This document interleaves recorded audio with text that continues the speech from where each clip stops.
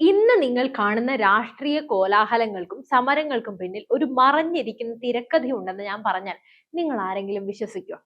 ഇന്ത്യയുടെ തെരുവുകളിൽ കലാപങ്ങൾ സ്വപ്നം കണ്ടവർ, നമ്മുടെ സാമ്പത്തിക വ്യവസ്ഥയെ ഒരു ടൈം ബോംബിൽ കെട്ടിയിട്ടവർ, ലോകമരുന്ന് മാഫിയയ്ക്ക് ഇന്ത്യയെ തീരെഴുതി കൊടുക്കാനായി കരാർ ഒപ്പിട്ടവർ, ഇവരൊക്കെ ഇന്ന് നമുക്കിടയിൽ മാന്യന്മാരായി വിലസിക്കൊണ്ടിരിക്കുകയാണ്. നിങ്ങൾ പെട്രോൾ പമ്പിൽ പോയി പണം അടയ്ക്കുമ്പോൾ ഓർക്കുക, നിങ്ങൾ വെറുമൊരു നികുതിയല്ല അടയ്ക്കുന്നത്, വർഷങ്ങൾക്ക് മുമ്പ് എടുത്ത് ചില ദൂരവ്യാപകമായ തെറ്റായ തീരുമാനങ്ങളുടെ പിഴയാണ്. എന്താണ് ഓയിൽ ബോണ്ട്? എന്തുകൊണ്ടാണ് കോവിഡ് കാലത്ത് ഇന്ത്യ തകരുമെന്ന് ചിലർ ഉറപ്പിച്ച് പറഞ്ഞത്? കേരളത്തെ ഇന്ത്യയിൽ നിന്നും അടർത്തി മാറ്റാനായി നടന്ന ആ ആഗോള ഗൂഢാലോചനയുടെ വേരുകൾ എവിടം വരെ പോകുന്നു എന്നറിയാമോ?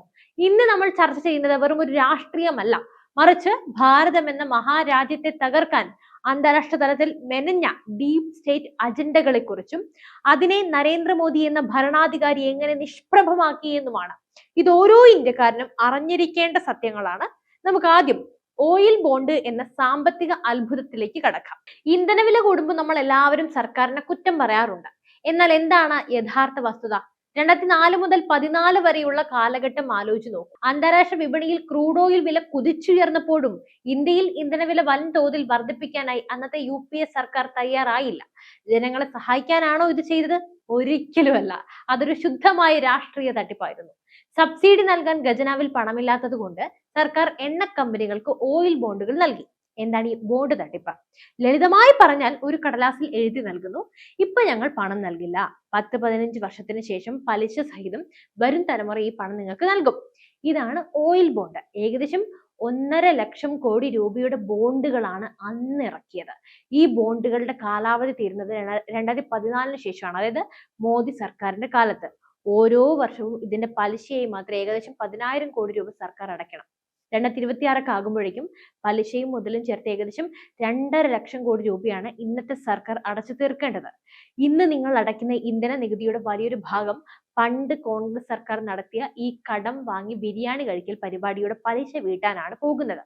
കുറ്റം ചെയ്തവർ ഇന്ന് നിഷ്കളങ്കരെ പോലെ ചോദ്യങ്ങൾ ചോദിക്കുമ്പോൾ അവർ ഒളിപ്പിച്ചു വെക്കുന്നത് ഈ വലിയ സാമ്പത്തിക ചതിക്കൂടിയാണ്. അതാർക്കും അറിയില്ലല്ലോ.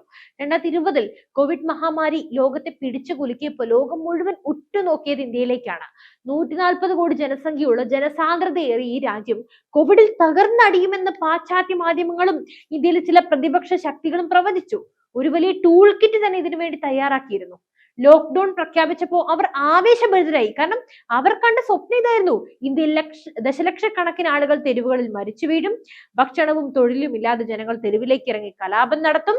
ഈ സാഹചര്യം മുതലെടുത്ത് ജനാധിപത്യപരമായി തിരഞ്ഞെടുക്കപ്പെട്ട സർക്കാരിനെ അട്ടിമറിക്കാം. സഖാവി MA ബേബിയെ പോലെയുള്ള കമ്മ്യൂണിസ്റ്റ് നേതാക്കളുടെ പ്രസ്താവനകൾ നമ്മൾ മറന്നുപോയിട്ടില്ല. കോവിഡിനെ ബൂർഷ്വാ ഭരണകൂടങ്ങൾക്കെതിരെയുള്ള ആയുധമാക്കണമെന്നായിരുന്നു ആഹ്വാനം. അതായത് ജനങ്ങൾ മരിച്ചാലും വേണ്ടില്ല, തങ്ങളുടെ വിപ്ലവം നടക്കണമെന്ന ക്രൂരമായ ചിന്താഗതിയായിരുന്നു. കോവിഡ് കാലത്തെ ഏറ്റവും വലിയ യുദ്ധം നടന്നത് മരുന്ന് വിപണിയിലാണ്. ഫൈസർ, മോഡേണ തുടങ്ങിയ ആഗോള ഭീമന്മാരൊക്കെ ഇന്ത്യയെ ഒരു വലിയ കറവപ്പശുവായി കണ്ടു. അവർക്ക് വേണ്ടത് ഇന്ത്യയുടെ വാക്സിൻ വിപണിയായിരുന്നു. അവർ വിഭാവനം ചെയ്ത അജണ്ട ഇതായിരുന്നു: 10 വർഷത്തോളം നീണ്ടു നിൽക്കുന്ന കൊറോണ വ്യാപനം. ഓരോ വർഷവും വൻതുക നൽകി പുതുക്കേണ്ട വാക്സിൻ പാസ്പോർട്ടുകൾ, വിദേശ കമ്പനികളുടെ വാക്സിൻ വാങ്ങാനായി ഇന്ത്യ കടമെടുക്കേണ്ടി വരിക. എന്നാൽ നരേന്ദ്രമോദി എന്ന ഭരണാധികാരി ഇവിടെയാണ് മാസ്റ്റർ സ്ട്രോക്ക് കളിച്ചത്, അല്ലെങ്കിൽ ഒരു വമ്പൻ നീക്കം നടത്തിയത്. ലോകം മുഴുവൻ വിദേശ വാക്സിനായി ക്യൂ നിന്നപ്പോ ഇന്ത്യ സ്വന്തമായി 2 വാക്സിനാണ് വികസിപ്പിച്ചത്, കോവാക്സിനും കോവിഷീൽഡും. ഇത് കണ്ട ആഗോള മരുന്ന് മാഫിയ ഞെട്ടിപ്പോയി. ഇന്ത്യയിലെ അവരുടെ ഏജന്റുമാർ ഉടൻ തന്നെ രംഗത്തിറങ്ങി ഇന്ത്യൻ വാക്സിനെതിരെ അപവാദങ്ങൾ പ്രചരിപ്പിച്ചു. രാഹുൽ ഗാന്ധിയെ പോലെയുള്ള നിലപാടും ഇല്ലാത്തവരൊക്കെ ഇതിനെതിരെ സംസാരിക്കാൻ മത്സരിച്ചു. പക്ഷെ ഭാരതം കുലുങ്ങിയില്ല. 220 കോടി ഡോസ് വാക്സിനുകൾ ഇന്ത്യ സൗജന്യമായി നൽകി എന്ന് മാത്രമല്ല, ലോകത്തെ 100ഓളം ദരിദ്ര രാജ്യങ്ങൾക്ക് വാക്സിൻ നൽകി ഇന്ത്യ ലോകത്തിന്റെ രക്ഷകനായി മാറി. ആഗോള മരുന്ന് മാഫിയയുടെ കോടിക്കണക്കിന് ഡോളറിന്റെ ലാഭമാണ് മോദി ഒറ്റയടിക്ക് ഇല്ലാതാക്കിയത്. ഈ മഹാമാരിക്കാലത്ത് ഇന്ത്യയുടെ തെക്കേ അറ്റത്തുള്ള കേരളത്തിൽ നടന്ന ചില നീക്കങ്ങൾ ഗൗരവകരമായി വിശകലനം ചെയ്യേണ്ടതുണ്ട്. ഇന്ത്യ മുഴുവൻ കോവിഡിൽ തകരുമ്പോൾ കേരളം മാത്രം രക്ഷപ്പെടുന്നു എന്ന തരത്തിലുള്ള ഒരു വമ്പൻ PR വർക്ക് അന്താരാഷ്ട്ര തലത്തിൽ നടന്നു. ഇതിനെക്കുറിച്ച് ഗൗരവകരമായ ചില സംശയങ്ങൾ നിലനിൽക്കുന്നുണ്ട്. രാജ്യമാകെ അസ്ഥിരപ്പെടുമ്പോൾ കേരളത്തെ ഒരു സ്വതന്ത്ര മാതൃകയായി ഉയർത്തിക്കാട്ടുക, ജനങ്ങൾക്കിടയിൽ കേന്ദ്രവിരുദ്ധ വികാരം കുത്തിവെച്ച് വിഘടനവാദത്തിനായി വിത്തുപാകുക, ഐക്യരാഷ്ട്രസഭയെ സമീപിച്ച് കേരളത്തെ ഒരു പ്രത്യേക യൂണിറ്റായി പ്രഖ്യാപിക്കാനായി നീക്കം നടത്തുക, വിദേശ രാജ്യങ്ങളിൽ മല്ലു അംബാസഡർമാരെ പ്രഖ്യാപിക്കുമെന്ന തരത്തിലുള്ള ചർച്ചകൾ അന്ന് സോഷ്യൽ മീഡിയയിലൊക്കെ സജീവമായിരുന്നു. ഇത് വെറുമൊരു തമാശയൊന്നും അല്ല, മറിച്ചൊരു വലിയ ഡീപ് സ്റ്റേറ്റ് പ്ലാനിന്റെ ഭാഗമായിരുന്നു. എന്നാൽ കേന്ദ്ര സർക്കാരിന്റെ കരുത്തുറ്റ പ്രവർത്തനങ്ങളും അടിത്തട്ടിലുള്ള സംഘപരിവാർ പ്രവർത്തകരുടെ സേവനങ്ങളും ഈ വിഘടനവാദ ചിന്തകളെ തകർത്തെറിഞ്ഞു കളഞ്ഞു. ഇന്ന് നരേന്ദ്രമോദിയെ താഴെ ഇറക്കാൻ ശ്രമിക്കുന്നത് വെറും കോൺഗ്രസോ കമ്മ്യൂണിസ്റ്റ് പാർട്ടിയോ ഒന്നും മാത്രമല്ല. അതിനു പിന്നിൽ അന്താരാഷ്ട്ര തലത്തിലുള്ള ഒരു വലിയ അച്ചുതണ്ട് വരെയുണ്ട്. അമേരിക്കൻ ഡീപ് സ്റ്റേറ്റ് ആണത്. ഇന്ത്യ ഒരു സ്വതന്ത്ര ശക്തിയായി മാറുമെന്നതിൽ അവർക്ക് ആർക്കും ഒരു താല്പര്യമില്ല. അവർക്ക് വേണ്ടത് അവരുടെ താളത്തിനൊത്ത് തുള്ളുന്ന ഒരു പാവ സർക്കാരിനെയാണ്. ഗാൽവാൻ താഴ്വരയിൽ നമ്മുടെ ജവാന്മാർ വീരമൃത്യു വരിച്ചപ്പോ പ്രതിപക്ഷ നേതാക്കൾ ചൈനീസ് എംബസിയിൽ പോയി എന്താണ് ചർച്ച നടത്തിയത്? ചൈനയുമായി കോൺഗ്രസ് ഒപ്പിട്ട രഹസ്യ കരാറുകൾ എന്തിനെക്കുറിച്ചാണ്? ഇനി പാകിസ്ഥാനിലേക്ക് വരാം. ഇന്ത്യയിൽ മതപരമായ ഭിന്നതകൾ ഉണ്ടാക്കാനും കലാപങ്ങൾ ആസൂത്രണം ചെയ്യാനും ISIയുടെ ബുദ്ധിജീവി വിഭാഗം എപ്പോഴും തയ്യാറാണ്. ഇവർക്കെല്ലാം പൊതുവായ ഒരു ശത്രുവുണ്ട്, അത് ശക്തമായ ഭാരതമാണ്. അതുകൊണ്ടാണ് ഇവർ എല്ലാവരും ചേർന്ന് ഇന്ത്യ മുന്നണി എന്ന പേരിൽ ഒന്നിക്കുന്നത്. നമുക്ക് വീണ്ടും ഇന്ധനവിലയിലേക്ക് തിരിച്ചു വരാം. പെട്രോൾ വില കുറയണമെന്ന് ആഗ്രഹിക്കാത്തത് സത്യത്തിൽ ആരാണ്? ഞാനും നിങ്ങളും എല്ലാവരും നമ്മുടെ കയ്യിലുള്ള പണം സേവ് ചെയ്യാനായി അതൊക്കെ ആഗ്രഹിക്കുന്നുണ്ട്. കേരളം അടക്കമുള്ള സംസ്ഥാന സർക്കാരുകളാണ് ഇതിന്റെ യഥാർത്ഥ ഗുണഭോക്താക്കൾ. കേന്ദ്ര സർക്കാർ പെട്രോളും ഡീസലും GST പരിധിയിൽ കൊണ്ടുവരാൻ തയ്യാറാണ്. അങ്ങനെ സംഭവിച്ചാൽ ലിറ്ററിന് 20 മുതൽ 30 രൂപ വരെയാണ് കുറയുക. പക്ഷേ കേരളത്തിലെ ധനമന്ത്രിയും പ്രതിപക്ഷവും ഇതിനെ നഖശിഖാന്തം എതിർക്കുന്നു. കാരണം GST വന്നാൽ സംസ്ഥാനങ്ങൾക്ക് ഇതിൽ നിന്നും വലിയ ലാഭമൊന്നും കൊയ്യാൻ കഴിയില്ല. നികുതി കുറയ്ക്കാൻ കേന്ദ്രത്തോട് ആവശ്യപ്പെടുകയും എന്നാൽ തങ്ങൾ നികുതി കുറയ്ക്കാതിരിക്കുകയും ചെയ്യുന്ന ഈ ഇരട്ടത്താപ്പ് ജനങ്ങൾ തിരിച്ചറിയണം. കൂടാതെ ഇറാൻ ഇസ്രയേൽ യുദ്ധം പോലെയുള്ള അന്താരാഷ്ട്ര പ്രതിസന്ധികളൊക്കെ വരുമ്പോൾ ഇന്ധനക്ഷാമം ഉണ്ടാകുമെന്ന് പറഞ്ഞ് ഭീതി പരത്താനും ചിലർ ഇപ്പോഴും ശ്രമിച്ചുകൊണ്ടിരിക്കുകയാണ്.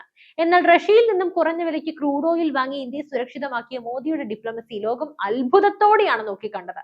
നമ്മൾ ഇന്ന് കണ്ടത് വെറും രാഷ്ട്രീയ ആരോപണങ്ങളൊന്നും അല്ല, മറിച്ച് ഭാരതം എന്ന മഹാശക്തിയെ തളയ്ക്കാനായി ലോകം മെനഞ്ഞ തന്ത്രങ്ങളെയും അതിനെ നമ്മൾ എങ്ങനെ മറികടന്നു എന്നതിനെ കുറിച്ചൊക്കെയാണ്.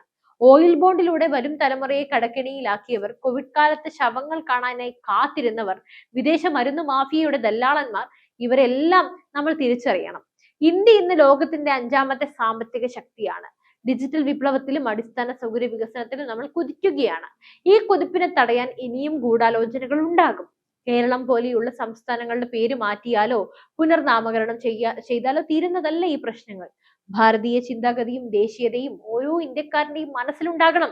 സത്യം തിരിച്ചറിയുക, ഭാരതത്തിന്റെ വളർച്ചയിൽ പങ്കാളികളാവുക, ഈ വിവരങ്ങൾ പരമാവധി ആളുകളിലേക്ക് എത്തിക്കാനായി ശ്രമിക്കുക. നമ്മുടെ രാജ്യത്തെ തകർക്കാൻ ശ്രമിക്കുന്നവർക്ക് നൽകാവുന്ന ഏറ്റവും വലിയ മറുപടി നമ്മുടെ ഈ ഐക്യമാണ്.